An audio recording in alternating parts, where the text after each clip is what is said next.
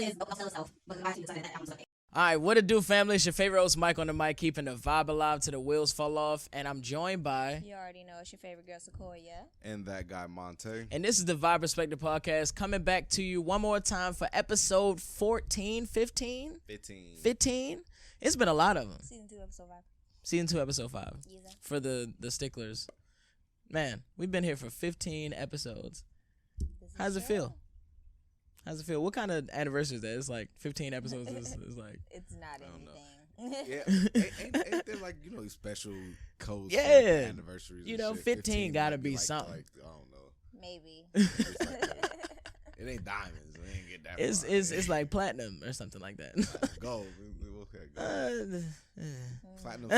Platinum seems a little far for 15. I mean, I feel like platinum is like fake. I don't know why I think of platinum as fake things. I don't know why.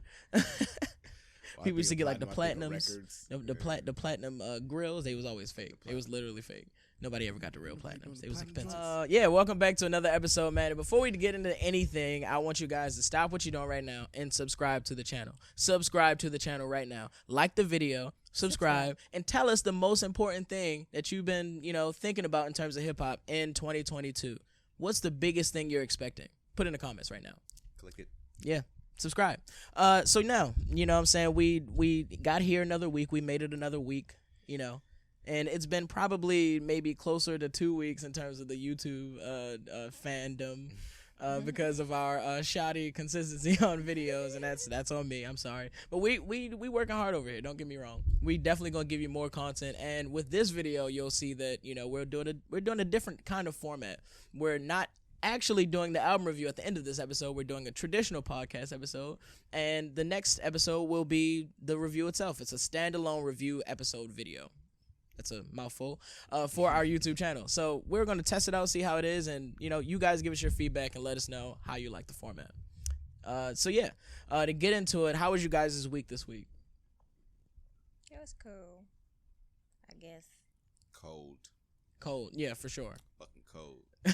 We had that one day it was like 61 or 62. It was a nice ass day. It was crazy. It was like 29.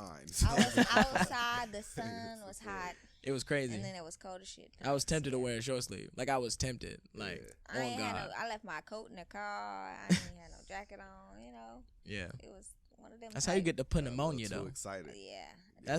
It trick you up. It definitely is. Go outside with no coat on, get your ass. It's like, it got you. The wind hit your chest. It's over.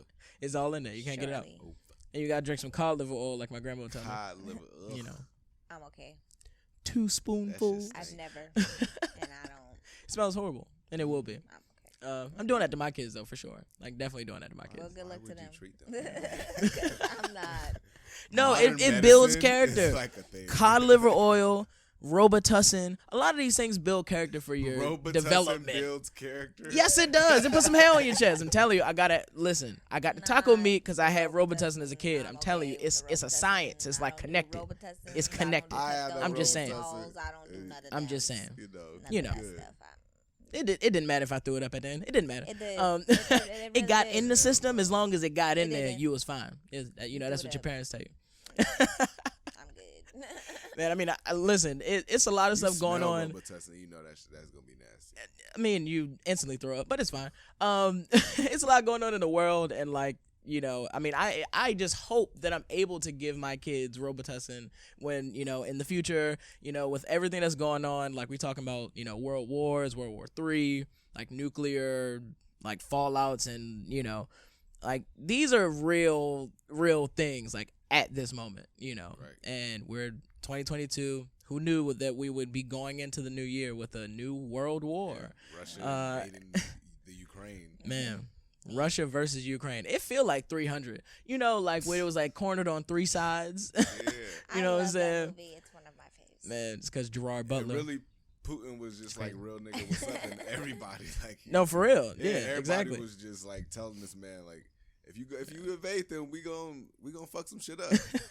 No, for sure. We gonna fuck some shit up. But warning you now, man, don't do it. Yeah. It's like that man looked around the room, said, "Fuck." Bow. Big spotter kick. On Not God. funny, but like literally. That's on what God, the man yeah. did. Like, for sure. That's crazy though. It's like we could just erupt into like nuclear war at any moment. Right. Like, and it was always on the table, but to now know that people like are itching to grab the box to start putting in the codes. And literally, are Russia crazy. has nuclear arms on the table. Oh, for sure. So does Ukraine, and they could drop that. It's crazy because they almost talk about it as if it's like nuclear waste in bins under a shelter somewhere. No, they've been using that shit, and they got some shit on them. Yeah, I'm telling you, like they done made many nuclear weapons. they had nothing but time, and they knew they had enemies. And this guy came in and he was talking to us. He was like, just like, make no mistake that Russia has like smallpox and just like Oh, for all shit sure. in the tuck waiting, like the they weaponize dirty That's shit, what They're I like, the wait, nasty wait, shit. wait, Who would you really rather Like go to war Agent with? Orange. Russia or Ukraine? Like, Yeah, for sure. Yeah. I'm Yeah, not exactly. trying to fuck with Russia. If anything, I don't know how even smart this fight is in terms of like fighting the giant that is Russia and all its allies. Like, you're just Ukraine, puny Ukraine. Like, I wish you had the 300 fight in you where you can, do the thing where we, conquered a They larger count on you. nation with willpower only, but that just doesn't work in today, They counting on the United States just like It's crazy. all the other small countries do. Man, When they get in trouble, we're like Captain Save-A-Ho. Yeah, man. swoop in. I wouldn't have got into it in the first place. Like, bro, like, you're already kind of a part of Russia. Like, low key. Like, you're already kind of a part of Russia. Right. And you just kind of been chilling here, minding your business. But as soon as you started saying your own opinion, as soon as you started talking shit, here comes Russia. This was already mine. This belongs like, to me. on God. Like, Since here you for want to what's say mine. something to make your presence known, I would've just been chilling. Like, go ahead and get that. you know what I'm saying? Apply for my sovereignty in 10, 15 years, do my thing. Whatever. But Man, it's America crazy. has to protect its assets, so It's We'll get involved. assets. we have to protect its assets. Man, please. That's always their go-to phrase. Whenever they say America will we getting bomb the everybody fuck else's out of you. business, we must protect our assets. At this point, I don't even know like where we go, like post this. You know what I mean? Like we're dealing with not only impending World War III, but a international pandemic. Like, COVID is still here. Like, right now, Yo, It's what's right gonna happen if you mix COVID with fucking smallpox. Like, yo, the shit Agent is Orange. over. Throw it in a bowl and just like toss it, and then it'll be It'll be Bruh. yeah, Spanish flu 2.0. But like, COVID was kind of the Spanish flu. 1919, like, it's kind of that already. They so eager for us to like take our masks off and shit. That shit gonna spike right back. Man, We gonna be sitting here looking stupid again. I ain't with none of that, bro. Hopefully not. Hopefully I'm wrong, but I ain't with none of that, bro. Yeah, everybody's saying that the end of COVID is near. I'm not seeing it. Man, no, of course not. Like, we're still living with the flu, yeah. Well, they said that till yeah, that's now. What COVID's gonna be like. Like 1919, and that was like another influenza thing. I think before that, I'm not good with dates, Think about how but quick they try to still poke here. people with a booster. Like, no, you're gonna need that shit every year. yes, sir. Better get yours. By the way, Vaccine booster. get vaccinated. Also, wear your mask. If you don't get vaccinated, that's on you. Do your thing. Can't tell you what to do. You're grown. However, if you aren't vaccinated, wear your mask. For real. Be If you are conscious of others. vaccinated, wear your mask. No. For Also, real. Everybody, just wear wear your your mask. Right. Did y'all hear that Jasmine Sullivan got COVID? She had to Oh, cancel really? a couple of her shows. Yeah. Possibly from traveling, from touring, like, Yeah, because you well, know how many so- hands and people and faces and no masks and like, yo, it's probably nuts on tour. Yeah. Man. And you gotta interact because you gotta like be that face. And Yeah, exactly. I feel bad that people, especially entertainers, performers, artists, like, have to cancel shows and have to like sacrifice business, because of COVID. But at the same time, I do feel bad for them because the government is they're almost downplaying a lot of, the numbers, the deaths, the infection rates, new variants. All these things are just happening all the time. And, it almost feels like an afterthought now. Like, COVID's just like in the background. They just want to Like- be open Right, and yeah. free. No, So they can get their money. we- again, like Yeah, they and, do. You know, and we still in this 'cause shit, like, performing deep. is how you make your money if you're an artist. For real. Yeah. Yeah. And I feel like as a government, like you should be able to supply some sort of program or some sort of actual, common sense solution to be able to give people who require, their businesses to thrive, to be around others. Like, you need to give them a way to get money, like, or a way to be able to access the same amount of capital they had when they did have, crowds that were 30,000, 50,000. And I think the fact that they haven't done that is crazy. But we're gonna bail out, corporate America 4 or 5 times, whatever. How many times we need? Do it. Just keep doing it. It's fine. But these people are just out of work, and have to suffer for it. So I feel her specifically, for trying to get money during this hard business season, and, more power to her. Hopefully she gets, well again, because COVID ain't no joke, like, really for real. And if you're traveling, it's a different sort of COVID now. It's not like the traditional kind of thing you might get at your grocery store. It's a completely different place. So, you got airplane COVID. Airplane COVID is nuts. COVID. Like, that's nuts. Say Osmosis Jones is like the thing that, like, that's really what we need right now. Osmosis and Drix. Man, come to Drax. Drax, I'm dead. Now, I think Drax is the Marvel dude. Drix or something like that is the Osmosis Jones. But yeah, no, for sure, man. It's like everything is happening right now. It's like, COVID, World War III, like housing crisis, like the people trying to, scramble to get a house that's under $300,000. Like, I seen a video, and I showed y'all, it's like fucking 40, 50 cars at a house that was being put up that was slightly under $300,000, and people so desperate for housing, just showed up. So I am here showing my client a home, and I just want you to take a look at all of the people who are lined up to see this property. So when we say that there is a housing crisis, we really, really mean it. It's absolutely insane. The line goes all the way in the back. It's not even 5:30 fully, and someone stopped me and they wanted to know what was going on in the neighborhood. And I just told them the truth. I said, we're having a housing crisis. And this is a home that is priced under $300,000 here in the Raleigh area. And as you can see, there are just cars upon cars upon cars. And there are a ton of people that are trying to see this home. This is absolutely ridiculous. We have got to get control over these prices and the housing inventory. Absolutely crazy. So, and people are so desperate for a home, under a particular price point, because people don't make as much money. But there's there's just a lot of people out here. This is just absolutely insane. Like I said, I had some people pull over while I was walking up to the property just to talk to me about what was going on here. All right, just wanted to share. All right, y'all take care. Have a great night. Bye. Like, everybody was there. And like, the it was ridiculous. The house wasn't even crazy. It was super basic in Raleigh, North Carolina. And it was swamped with people. It was over crazy. like $250,000 too for that house. Yeah. A 3-bedroom house. Yeah. In Raleigh, North Carolina.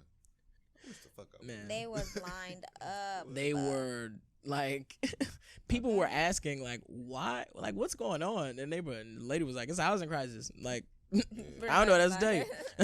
Like, for real. And that's crazy. Like, I think that's just an effect of, not just a failing economy and just the model we have now, but really COVID expediting that, like, really giving the catalyst to push it further and faster. Like, it's crazy because now we're going to need to see more, like a more moratorium, more extended moratoriums for, like, rent and like it's nuts right now. And it feels like everything's just kind of spiraling and nothing's being taken care of. And then something else happens bad and then we're just still spiraling. It's like it just keeps going. I'm not even sure where we kind of upend from here. Like, this shit is crazy. Yeah. Based on how the economy is looking right now, we're literally heading into one of the worst recessions we've ever had. Man. And we could have prevented this. Like, all of this Very could have been much so. prevented, which is crazy to think about it. You know, now that I think about, like, situations like this and, like, the housing crash of, like, 2008 and then, you know, the Great Depression and, like, all these moments where we're, like, we really, like, shit hit the fan really hard for this nation, like, I'm pretty sure a lot of that shit was preventable. You know what I mean? And I'm pretty sure, like, a lot of that shit was, like, actual greed, like, corporate greed, and whatever level it was at the time. You know, like, the people at the top who had all the access to the capital were like, yeah, I need more of that. I need to bring more exports in, imports or whatever. Like, I need to, like, you know, expand my industry, make it even larger. And then, like, the greed aspect of it was the thing that kept us kind of tunneling down into the dark hole. And I think we're dealing with it now. Like, we're, you know, reaping the benefits of that greed in not being checked. And man, it's a crazy situation we in, but you know, hopefully we can listen to some music to keep our spirits high as we Music tunnel in. I feel like the older generations are always questioning us, like, oh, why y'all not doing this? Why y'all not buying houses? Why y'all not getting married? Like, what the fuck you mean? We broke. We don't got none of that money, and ain't no houses. Like, Ain't none. Ain't no good quality houses. Ain't none of them. Ain't no factory job that pays for your entire family. Exactly. You know? This ain't like olden days. Yeah. For real. You They know. had two Penny families. candies ain't a penny no more. They was having two families. Definitely so not a they penny was no taking more. care of both of them. 25 cents a piece. Anyway. Now Yeah. now you see what I would go through. We'll put it real simple for you. Penny candies is 25 cents. Like, on No, God, for like, real. man, this is gonna be a good, like, time saver, like a timekeeper. We're gonna look back at this in like 10 years and be like, yo, like, yeah, nigga, That's- it's that's like the a dollar now. inflation right It's there. I got 4 bags of He's chips. getting his dollar now 4 bags of chips. $4. for $1, bro. Mhm. Man, I don't even want. I'm mad. I was always mad when they went from the 25 cent to 35 cent. Like, that hurt me. Like, the 25 cent bag of chips going to 35 cent and then going to 50 cent. That was just egregious. Like, the 50, Bruh, no. that was egregious. 50 The cent 50, is You just know too what was the That was worst highway thing robbery. ever? When like the 99-cent bag of chips, you know, like the regular bag, Yeah. they changed them to $1.09, bruh. oh yeah, Oh, no, I that remember hurt. that. That hurt. I do remember That that. little That 10 hurt. cents was sick. Now it's bruh. like That hurt. 178 or something. Like, who knows? It's Like, it got tags $2. on the bag already and had to throw you What you $2 talking and about? just be out. It's Like, supposed to be $1. on God, man, that's crazy. But yeah, no, for sure. I mean, you could always, I mean, in terms of housing, people think you could always just go to somewhere that's down south, right? Like, you could, like, if I need to get a crib, I'm gonna just move to Atlanta.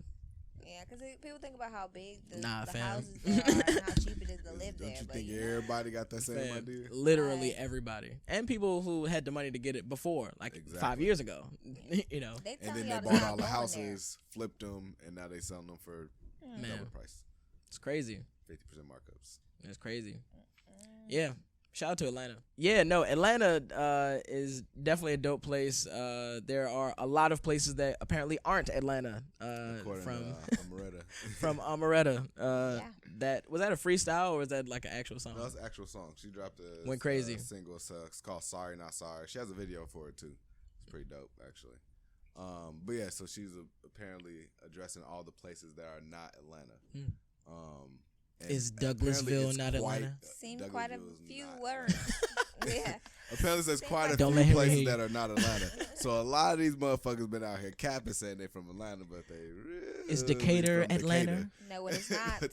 Decatur is not from No. Atlanta. But yeah, so one thing that surprised me about that is she complains or saying that all these places is not Atlanta, and it's a lot of people from these areas that she's saying, but so far ain't nobody like did a return disc record or nothing like that. Ain't nothing popped Yeah. up. I was expecting somebody to come out and say, you know, shouting out their town, saying, you know, that they is Atlanta, or at least not.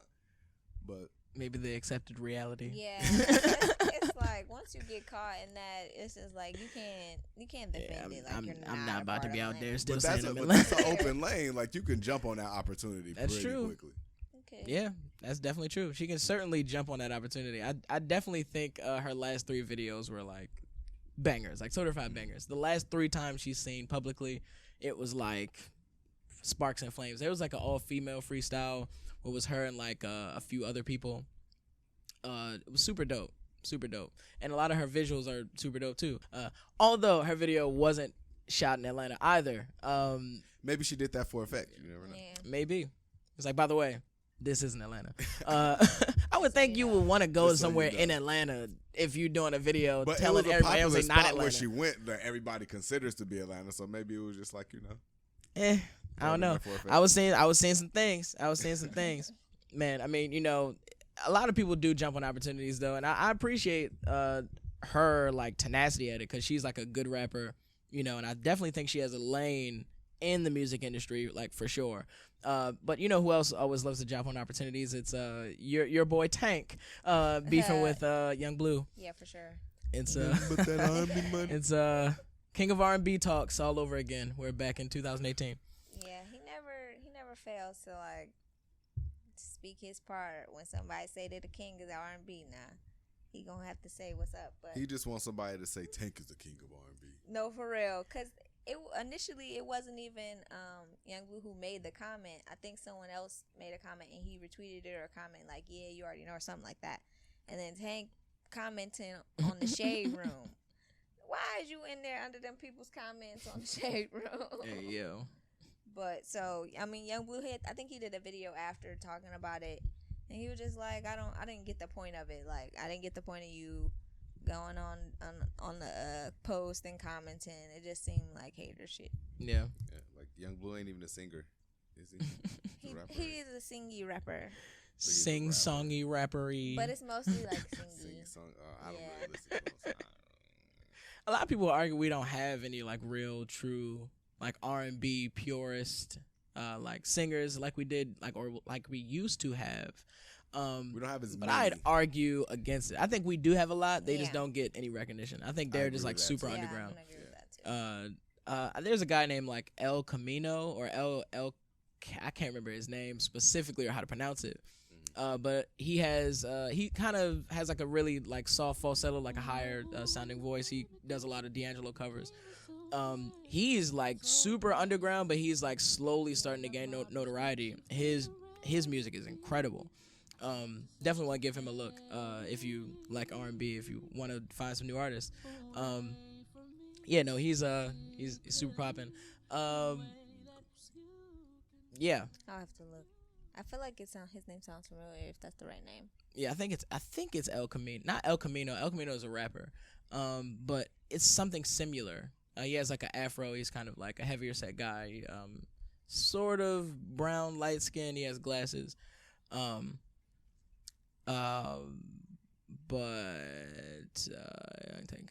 yeah.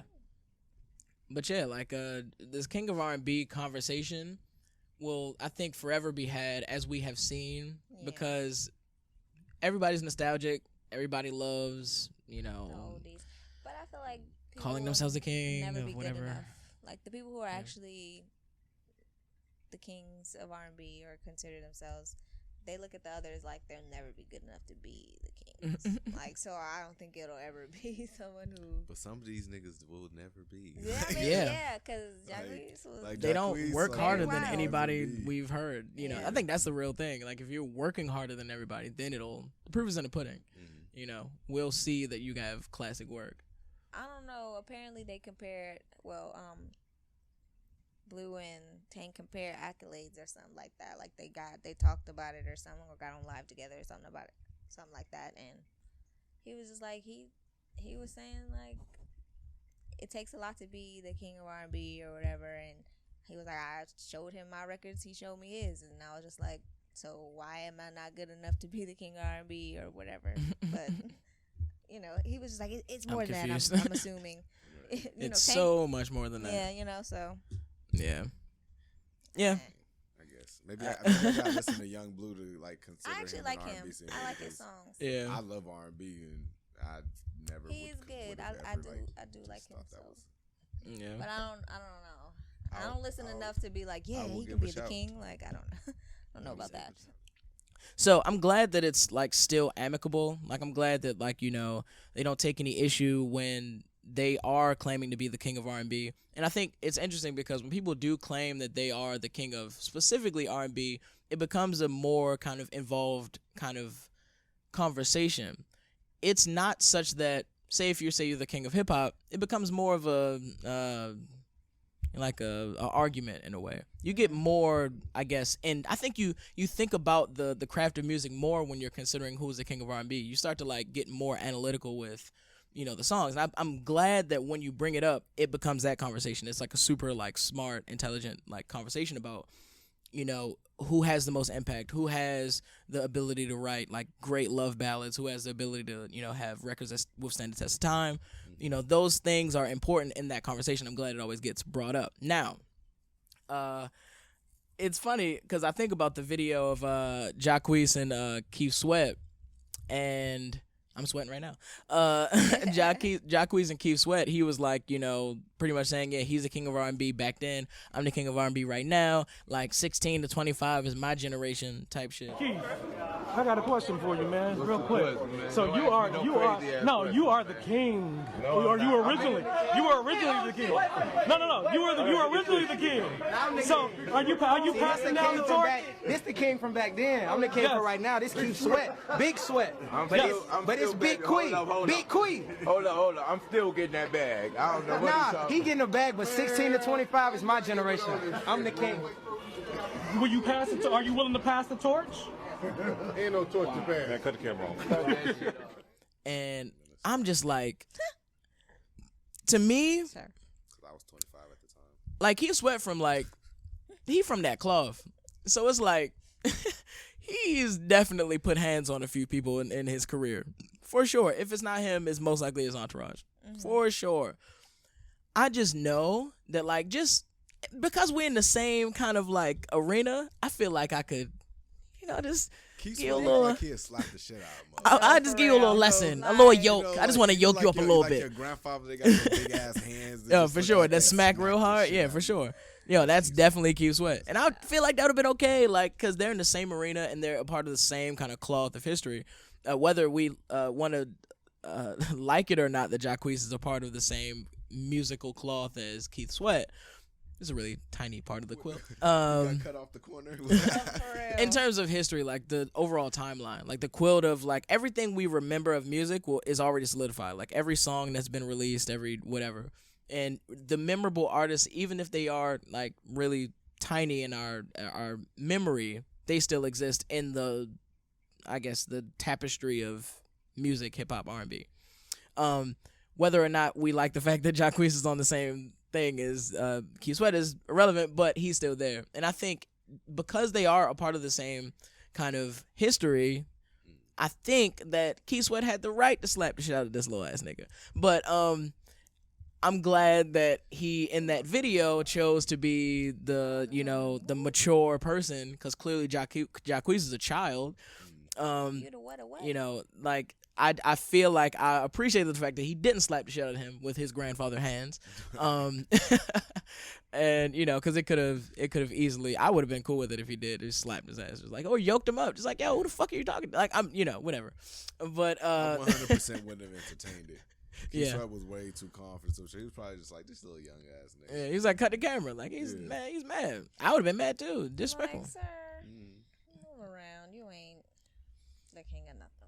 Yeah. Them damn runs. Security. Right, for real. Like, you know who's needed security? The nigga Juwan Howard slapped at that video at that game. I'm telling you, first of all, it's a miracle he didn't get fired. I love the fact that was grandfather hands. Right? They were certainly grandfather hands. This nigga slapped him with the he like grabbed some of the side of his face with it. It was so good. Like, all right, so Black History Month is like it's still here, and well, not anymore at the time of this video, but Black History Month at the time this happening, Juwan Howard was one of the first black men to slap the shit out of an NCAA coach. This year in Black History. And not get fired. I am so proud of Juwan Howard. Thank you. Put a picture up of him. Thank you, Juwan Howard. the first black man to ever. I'm gonna tell my kids about Juwan Howard. If we don't have a nuclear holocaust. But yeah, no, for sure. Juwan Howard was in after the game. It was a Michigan State basketball game. Juwan Howard during the handshake line, had a bit of an issue with the coaching staff of the other team. Now, apparently, there were some words that were said between him and the first coaching staff member. I think it was the head coach. And he didn't like that. Juwan Howard didn't like that. What he also didn't like was the fact that he put his hands on him. He touched him a bit and grabbed his arm or something to that effect. And Juwan Howard went crazy. He lost it. And a coaching staff member comes up who apparently Juwan Howard has already had some issues with and slapped the fire out this man. He palmed the whole side of his head. Like, yo, he was like, get the fuck out of here. Fuck out of here with that shit, man. Yeah. He stunned him a little bit and gripped him up. Like, bruh. And then anarchy happened. Everybody started scrapping. It was great. It was great. Actually, I love seeing like team members stick up for their coaching staff because it tells you how much they really care about, their coaches and like, how close they are. Also, one small part. I think it was number 14 was going crazy on somebody. Dude got like the 3-piece to the side of his head, all in rapid succession. It was crazy. But he was just trying to keep the peace. And yeah, he was. You don't fuck with the person that's trying to keep the peace. You don't fuck with number 14. You don't fuck with 14s. We don't play that shit. All right.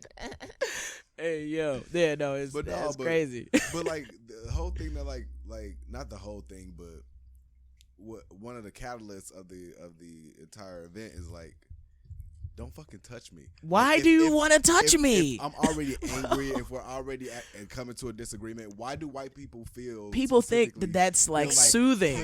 Putting your hand. Why do you want to touch me? It's like because now you're trying to control me. Did your white hand just try to control me? I should break all 5 of your fingers. They try to disarm you. Like, they try to touch you. This is not gonna happen. No, son. Don't touch me, man. That just infuriates me even more. Now I gotta put my hands on you. Now it's over. Now it's crazy because the guy he initially had the issue with didn't get punched. And I'm mad because I wanted him to get punched. Like he was the one that escalated everything. Neither here nor there. Shout out to Juwan Howard. He's national treasure at this point. As a result of that, they're trying to like ban handshake lines in college basketball. So like that wasn't even like the discrepancy here. Yeah, I don't think that solves anything. Coaches, this had nothing to do with y'all like know they try to solve problems by taking away some Band-Aid measures. Wasn't the problem exactly anyway. Yeah. What you need to do is tell that white man to control himself. And stop touching people. We're in the international pandemic. Stop touching me. Didn't you already do the handshake shit? Why are you touching me? You need more handshakes and touches. Why isn't the handshake line like the feet? Like touched feet? As I pass touch feet. Elbows. Not that we haven't been touching each other all game, but fine, touch feet. Don't. But yeah, no, for sure.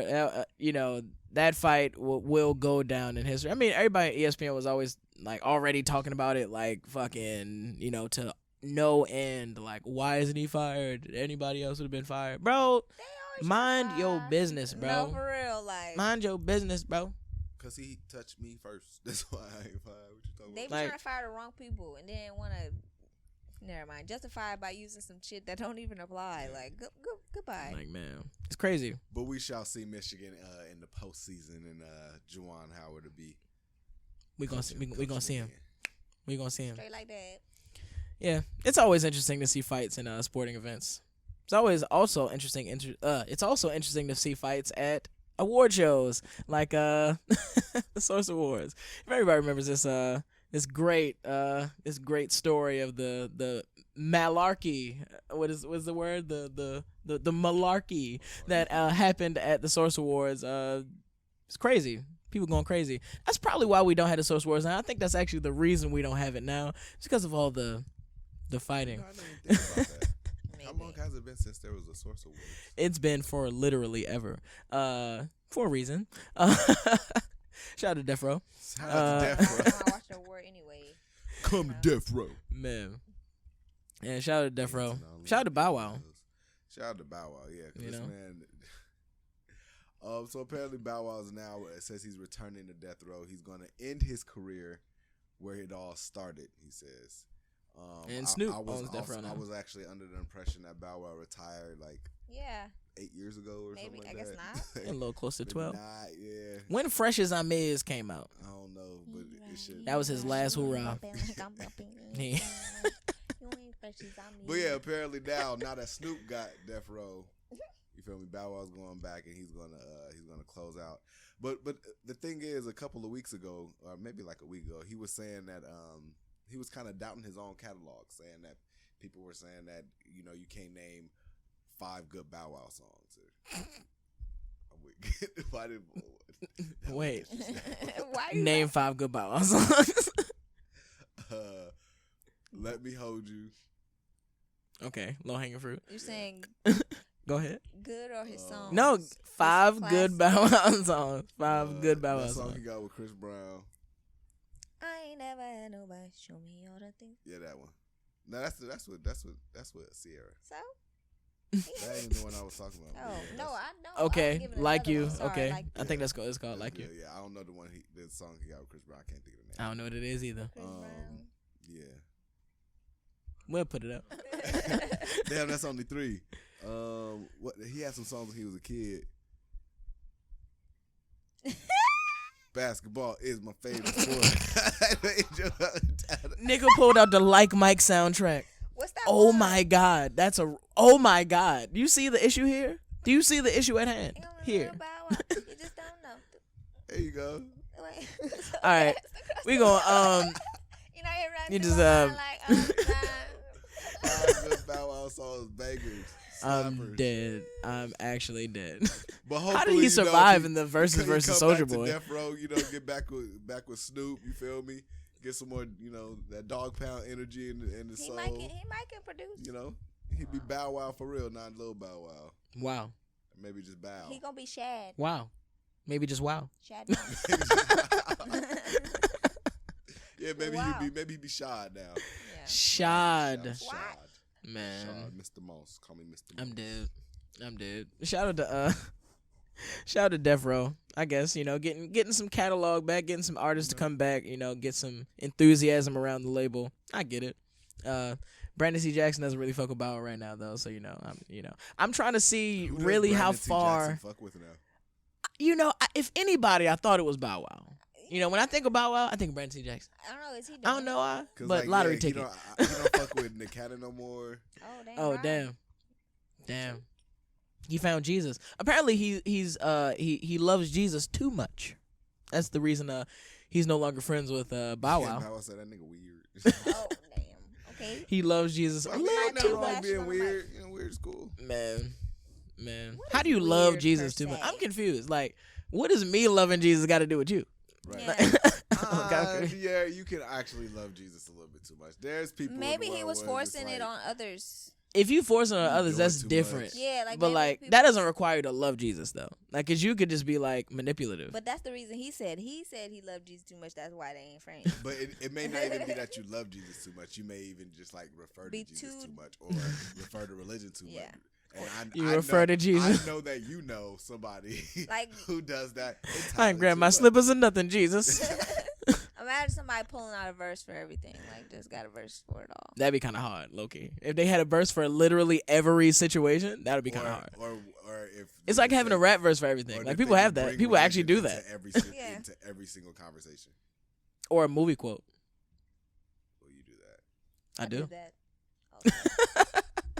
And if you don't know my movie quote, I'm going Man. to shame you.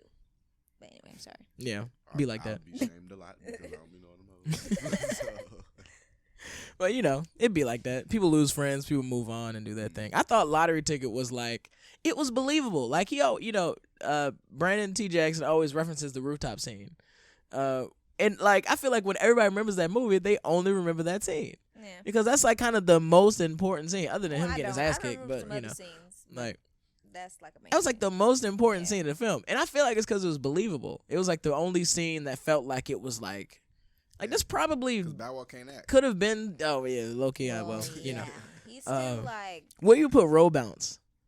Where do I put it? Yeah, I and like Robound in terms of his acting, not the film. I was about to say like Not the film. like, Not the film. in the trash. Not the film. You don't like His Robounds? acting. Oh, you had the afro. Oh, you did have that. I'm sorry. I didn't mean to co-sign.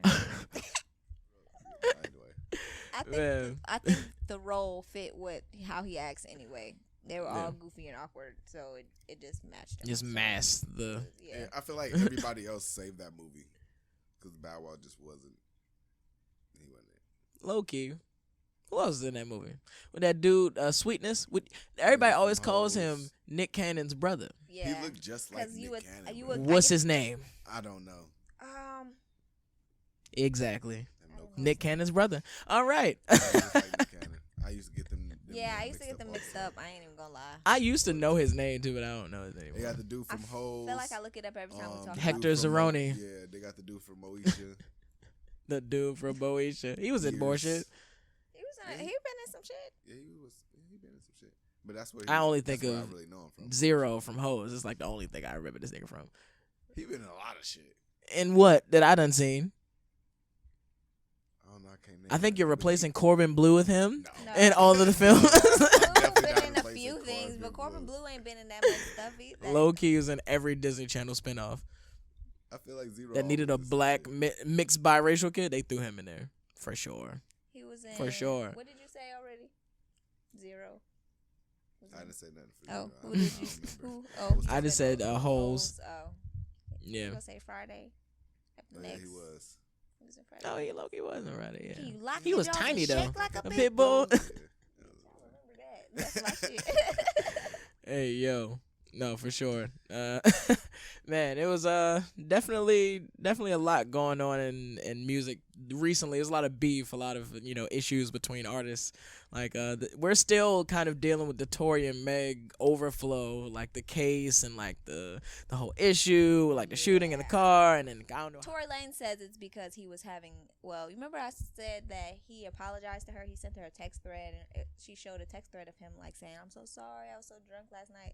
He's saying he sent her that because he was having sex with both her and her best friend. That's why he sent it. But she was like, "Nah, that's not why you sent that message. You sent that message because you shot me, and then you tried to apologize about it." Yeah, that whole thing is crazy. That's wild. But- How do you shoot somebody and then apologize? Then text him. It's like, Academics really, I think he stirred the pot because he put out a tweet saying that let me read it actually. It says that it was revealed in court a few moments ago that Tory Lanez's DNA was not found on the weapon in the Meg Thee Stallion case, which was false because the case didn't start yet, so and nobody said anything, and then the case just got pushed to another date. So he just like stirred the pot with that shit and just Like, what sources is this nigga getting shit from? Like, apparently he got it from Tory Lanez or Tory's attorney, but you ain't supposed to be sharing none of that with nobody. So I think he made it up. Like I do not like. Is he technically press? Yes, he is. He's a fanboy. He is press. He's a fanboy. I mean, like, is he like? I mean, on a legal document, can you actually count him as like? I think guess you can. Bloggers and bloggers are considered he does press blogs. now. That feels touchy. That feels like iffy. Like, is blogging like a real form of press, or is it just like? If it's a closed, I guess, I don't know. if all the evidence is closed, which they said it is, then he shouldn't. Because be I'm like, that's just a receiving dumb no thing to outside do. information. Because like, if he tweeted that, then you're absolutely fucked. If it's illegal to leak information to to the press, or if he is technically the press, then that's like, I'm assuming that's a huge no. And that's like, why would your lawyer do? I don't know, but that's crazy. That's absolutely crazy. Also, it's a smoking gun. Why would you apologize after somebody got shot in the foot? To me, that I'm like, from my mind, I'm trying to like figure out what somebody could be thinking in that moment to be like, yeah, I'm gonna apologize afterwards, and then it's gonna be okay. Like what? Like I'm gonna shoot you, and then tomorrow I'm gonna text you and tell you I'm sorry for shooting you. Right. I ain't gonna try at the hospital with no flowers. Okay, and so I'm and it's evidence later. Like what? Because it doesn't say anything about shooting. It just says, Meg, I know you probably never gonna speak to me again, but I genuinely want you to know that I'm sorry from the bottom of my heart, and I was just too drunk. Nonetheless, shit should not have ever happened, and I can't change what I did. I just feel horrible. What does that sound like? That he Well, if it was cheated the with day best after friend, or he shot her. I don't know. I don't know. It sounds It's touchy. I mean, Yeah. I wish he would have said something about the guns, and we were like, But at the same time, even still, like having that, like having a apologizing message the day after you got shot in the foot, is like, that's like you going to fucking jail. Like there is no way you can get around that. Like your lawyers can't spin that. Like I don't think they can truly spin that like to get you out. That's a smoking gun to me. Yeah. Unless he has other people that can like corroborate that story that were there at the time and things of that nature. But if you ain't got that, but brother, then well, it depends on the third girl in the car. Yeah, that's the thing. We And the haven't driver. seen any tweets or Why isn't the anything or driver on the heard stand? anything about like from her. So Who is the driver? we don't really know. There's not much that they have stated like actually about the case. He heard everything though. He probably did, but whose side is he on? whoever was paying them. Whoever paying him Yeah, more. So I don't know. Whoever's paying him more. Yeah, no, that's crazy. I just want to know, do you think she has something to gain from lying about the situation? No. Because everybody seems to think she's lying to gain clout and to get more notoriety, and she won an awards after the incident came out and all of this extra jazz. I can't think of anything. Oh, I mean, what are people saying? You know, like, are people saying that it's like specifically they're saying she needed sympathy to get attention? They're saying that the reason she's keeping this lie going and that Tory Lanez never shot her and she just wants to keep the lie going is because she wants sympathy from people, and it got her awards and it got her more famous, pretty much. But she was already on the rise, and she had a song with Beyonce by then already. So yeah, I don't see it. No publicity is bad publicity, but at the same, but to go this hard, but at the same, that's what I'm saying. But at the same time, I don't think she would, like extend that. It's weird. This far along. I guess it just goes to show more about the people who are following Tory Lanez and actually are like supporting him and trying to drag her for it. Like, y'all are weird. This nigga going to jail. Just wait till the case come out. Like, wait till the shit come out. We're gonna see who was lying and who wasn't. Then y'all can drag whoever. But until then, it just seems like none of them should be talking about it because it's just making things worse. Big K, whatever the fuck you calling yourself, shut up. We don't like you. Academics. Oh, guns. Big K. Sound like fucking wheat brand. Who you cereal. cannot nickname yourself. I just want you to know that. You can't give yourself a nickname. Dead. That's not how it works. Anyway. I'm weak. Off-brand Kmart ass nigga. All this violence, all this beef, people getting shot. Well, you know who else likes guns? T.I. T.I. has been in the news recently with his comedy. He's embarked on a journey to become a comedian. He's starting about maybe 4 or 5 weeks ago. He started his comedy career, and I'm not exactly sure if he's just like hanging up music or if he's just like kind of adding the comedy thing to his repertoire, putting in the utility belt. Notch on the belt. Now, to be completely honest, I have not forgotten about anything that has happened with T.I. and Tiny and the previous court case they've had that they actually settled on. Because that shit is nuts. Like, that whole fucking manipulation and getting women, like, that whole thing is crazy. And I definitely know that he's not the only one. But I'm glad that he got hit over the head with something, like whatever money he had to pay for that settlement. I'm glad that he was, definitely feeling it. Yeah, I hope it was. They didn't give much of the details, but hopefully it was a lot of money. But he's getting into comedy, and he's kind of like, I feel like this might be his opportunity, or in his mind, it might be his opportunity to get on the good side, of his fan base again, of like being funny and telling stories about, my career, and maybe you want to hear that. That's like a page out of like the Jackass guys, like Steve-O and them are like doing podcasts now because they want, to start telling stories about them fucking themselves up. So it's a market for people that have nostalgia. Right. And someone else that was also in comedy had something to say about, T.I.'s, jumping into comedy, and that was Godfrey. And before I get into what Godfrey had to say, what do you guys think about T.I. making the transition from hip hop to comedy? I watch it. I watched his acting, and it can't be no worse than that. So. I mean, we have supported his acting.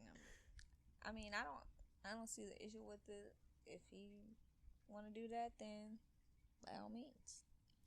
But I just don't see T.I. as being funny. He could be very surprising. He's TV funny for his show when they edit shit out, but.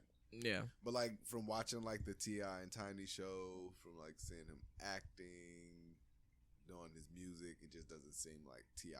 Haha. He gonna have to put in some work. Yeah, no, for sure. Yeah, I feel like that's similar to how I feel. Like I feel like, you can't just make any transition easily. It's gonna take a lot of hard work, grinding, a lot of no's, a lot of boos, to kind of shape you to be a seasoned, well kind of I guess put together comedian. Now, Godfrey specifically had an issue with T.I., and the story goes that after one of Godfrey's shows in Atlanta on a Thursday, I think it was, he did an 1.5-hour show. He was the headliner. T.I. was actually requested to go up after him, and he actually was cool with the owner of the improv club or whatever, and he got a spot to go up after Godfrey was done, after the headliner. And he got his, I think it was like 15 minutes, a few minutes or something like that, 15 minutes or something. And he got on stage and he did it. And I'm assuming people enjoyed it or liked it, or it wasn't like standing ovations or anything, but it was like a solid 15. Get, the Sandman treatment. Yeah, he didn't get booed. So, at least, but who knows if that's because it's T.I. Number one, you're in Atlanta, and number two, T.I. doing comedy? Like, man, comedy shows probably like $15, $30 just to see T.I. Yeah, like it costs more to go to his shows to hear him doing his songs. Like, so but I might as well see nobody him. was like expecting T.I. Yeah, true. So it's like a little added bonus. That's what I was thinking. Like, if you already paid to see who you came to see and they're done, and then T.I. came up and told us a couple stories, had a little chuckle. Then I don't see why the point of booing or bashing is like he just came up to wrap things up a little bit, even though, And so Godfrey had an issue with T.I. Pretty much what happened was T.I. did the 15. Godfrey didn't watch the show. He stayed in the back in the green room after he was done his hour 40.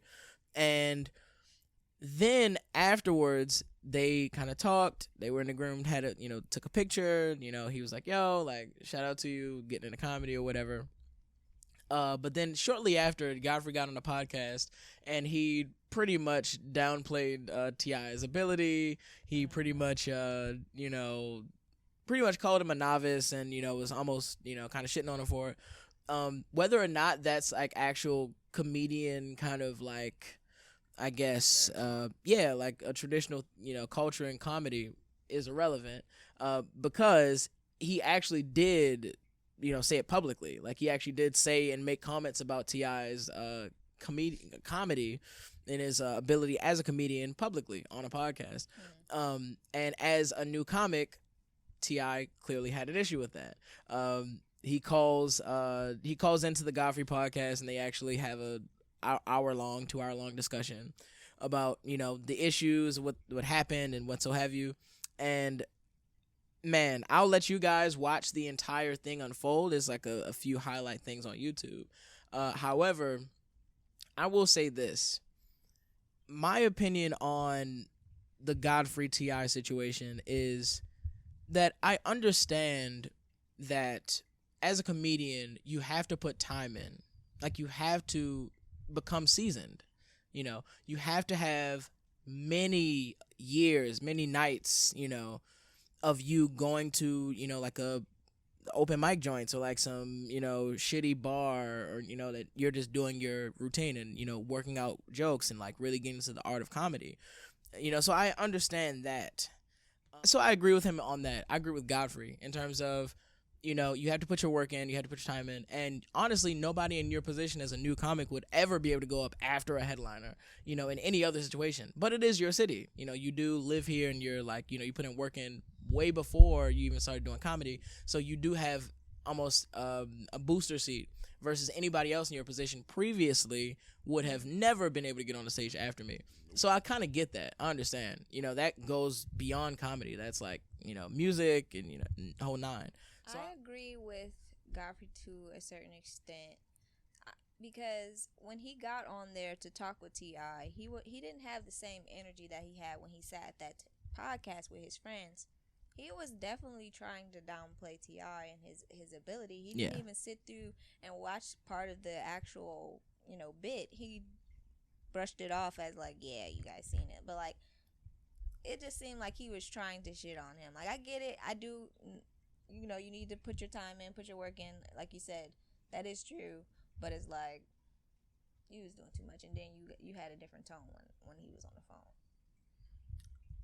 I think that it's just the epitome of who Godfrey is. Like, as a comedian, what I see of him as a person, I see little of that. But I mean, just, you know, from what I can see, he likes to switch it up. That's how he's made his living thus far, is by switching it up and, you know, playing the fence and kind of being a different person in whatever arena he's in, and then making himself seem like the biggest guy on, you know, in the room.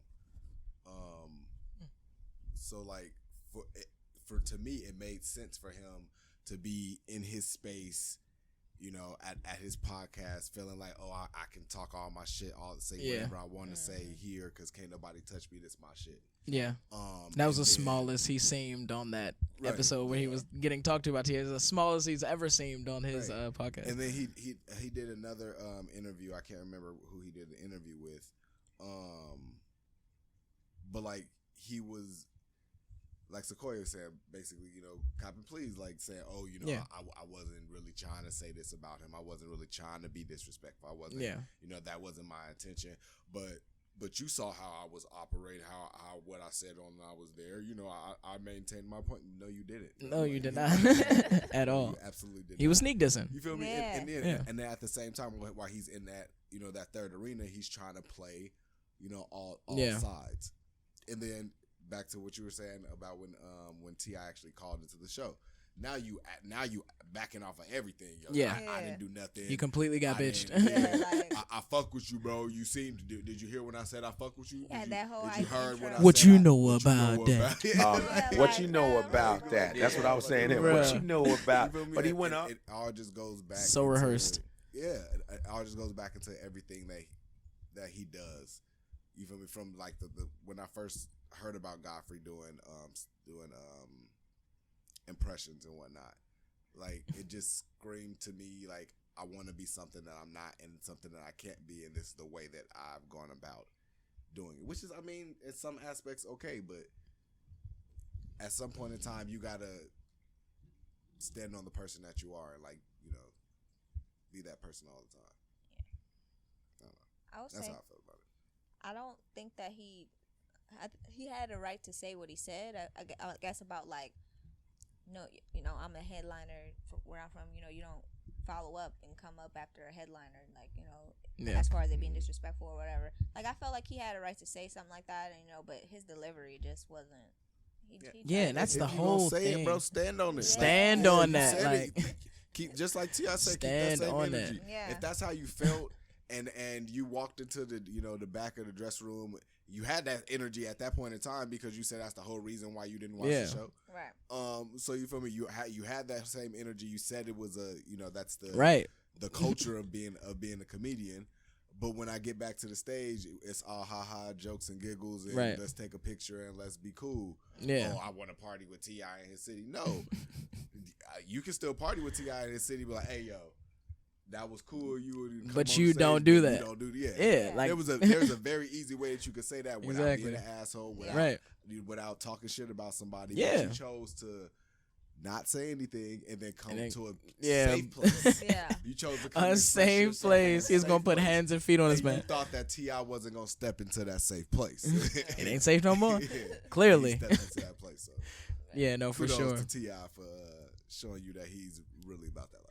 And yeah, I'm glad that he was able to point that out too, because like you said, it feels really like rehearsed. It feels like he's like trying to appease everybody and is kind of changing on the dime just to be, they view him very highly in their minds. And I think that's so interesting because he's not only managed to like irritate me once by being fake on camera like 3 times and trying to defend himself, but then also like saying nigga the entire time. And it's weird because like he almost knew that he shouldn't be saying the word, but then he kept saying it. And then he got validation from those who are actually like kind of bearing the brunt of that term from lineage, from history, and they didn't say anything, so he just kept saying it. And I think, what do you guys think about like I feel like I already know what you guys think about the uses of non-black uses of the N-word. And I mean non-black in terms of like, I say this all the time. I use black as like the African-American kind of, like another pseudonym for, synonym for African-American. But I think it was interesting to watch it unfold because I really think him using the N-word has really kind of come to a really important place here in this specific issue of him versus T.I. Now, he starts using the word loosely. Like before, every so often he'd use the term, but he knew it's a reason he shouldn't be saying it. So he always kind of skipped around saying the N-word. And then there will be times where he's like doing impressions, where he like says it like he's quoting somebody else saying it. So it's almost easy to get away with that. Then, we move up to now, where he's on the podcast with no longer the Asian guy, but another black guy, Ali Sadiq, who's one of my, favorite comedians right now. I'm kind of mad at him because across the table from Godfrey, he was just like cool with him saying nigga. He just kept saying it. In the beginning, he cringed a bit, not Ali, but Godfrey was almost hiccuping every time he said it, like as if he was like trying to ease it in without offending anything. Wasn't there an episode where he didn't say it? Yeah, and we noticed the episode he didn't say it was the interview with T.I. And I think that's so important. For real, Ali Sadiq, he looked like he was just irritated by the entire ordeal, like the entire during the T.I. call. Yeah, absolutely. I feel like he didn't want to be there. Yeah, absolutely. Yeah. And just an aside for that, he didn't want to be involved in that situation because he knew like Godfrey fucked up and it was like, oh shit. Yeah. I'm like being seen as part of this nigga's. Yeah, oh shit. I I'm being seen as like part of this man's inner crew type shit. Yeah. And he chose to be there. I mean, he's the reason why I honestly think he's there for a few episodes because he's trying to kind of align himself with like the, whatever, I guess benefits he can get from kind of Godfrey's podcast and like his touring and his comedy and stuff. But I think right now is a perfect example of why you shouldn't have done that. Because like I said, he said nigga a bunch of times in front of people who like I mentioned bear the brunt of or the cost of the word, who've lived through it since, previous 1965.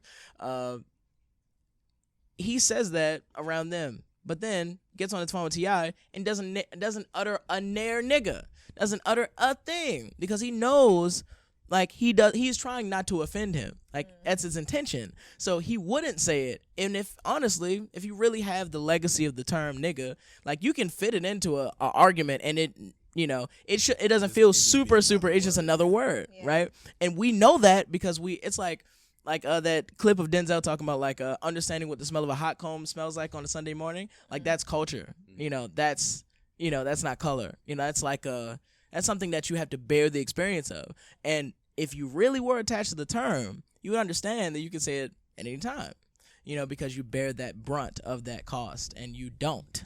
Godfrey. So, and I think it's so interesting when you talk about he puts on these faces, these different impressions, because I feel like he's literally throwing on a blackface. Like throwing on, and I mean black in terms of like a nigga. Right. You know what I mean? I feel like he uses that to his advantage whenever he feels it's the best thing to do. Like it's always in his impressions. It's crazy. Asian guy on there, I feel like it's crazy. It was more like it was serious, but like a little more light and airy. Like the shit they talk about wasn't that really crazy. But now he got the black people on there, so he got to be more like okay, sir. Yeah. Whatever you say. I was on his side until this nigga started going crazy. I don't know. I honestly I've never been much of a Godfrey fan. I've always thought that he was pretty overrated.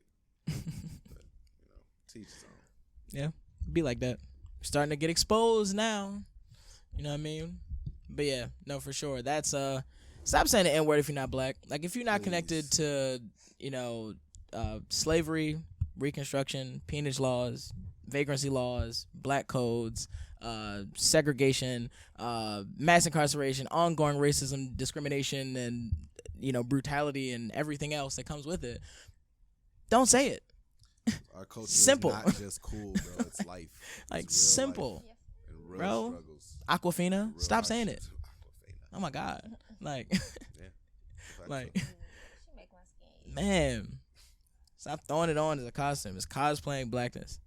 And everybody that lives in countries that are from Africa who are also brown skinned and melanated, like we have similar skin types. We are not from a similar background, which is important because I want to respect your culture as a Nigerian. Like I want to appreciate where you came from, and that matters. Like I can't just flatten blackness and make you exactly the same as me because a cop sees us that way. Why should I look through the lens of a cop or anyone who is racist? That's not where we start. So to be fair, stop saying the N-word. Thanks. Safe for the day. Yeah, man. Y'all got any songs to live by? Anything you've been listening to through the week? Jonathan Reynolds and the Mali Music joint. Oh, the album? The album. I've been listening to that like nonstop for like the past week and a half. I just downloaded these. I listened to Don't Say I Didn't Warn You. What? John Bynum got a new song. They Don't Care. Listen to one of them. Yeah, man. I low-key been in my like R&B, soul, smooth jazz kind of vibes. I just been like kind of tumbling into this like I just keep finding more artists. And I gotta listen to the album now. So it's like I kind of can't get out of the thing because I got so many artists that I put on my list, and then I listen to another album and they feature this other guy or this other girl who like plays bass who was like super dope, and I gotta listen to their shit now, and it's like I'm in the rabbit hole. But one of the joints that I did end up listening to that I didn't think I was gonna like, which is crazy. It's like a soul album. It's called Private Space by Duran Jones and the Indications. The Indications is one of the hardest group names I've ever heard in my life. And it's like, it sounds like the Temptations. It sounds like they're kind of structured like that in terms of their group, their band. But they're, man, like some of the feels they pull off on this album are nuts, like are actually crazy. They make a lot of things work that I didn't think would work in, in traditional kind of modern fashion. And it sounds great. I recommend. Shout out to Duran Jones. Yeah. Well, that's us on the Vibe Perspective Podcast, episode 15. We are signing out. I go by the name of Mike on the mic. And you already know it's your girl Sacoya. And that guy Monte. And we out of here. Peace. All right.